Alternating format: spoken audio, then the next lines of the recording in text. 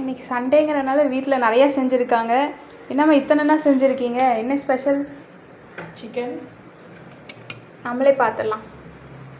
White rice பாதி காலி. என்னாச்சு? அது சாப்பாடு தாளிக்கிறதுக்காக எடுத்தேன். இது chicken gravy? Chicken gravy. Chicken gravy.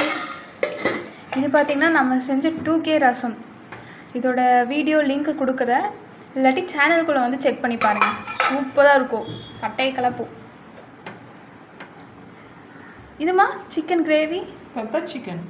Okay right. Pepper chicken, தக்காளி சாப்பாடு, வப்படம், முட்டை பொரியல், அப்புறம் தயிர், உப்பு.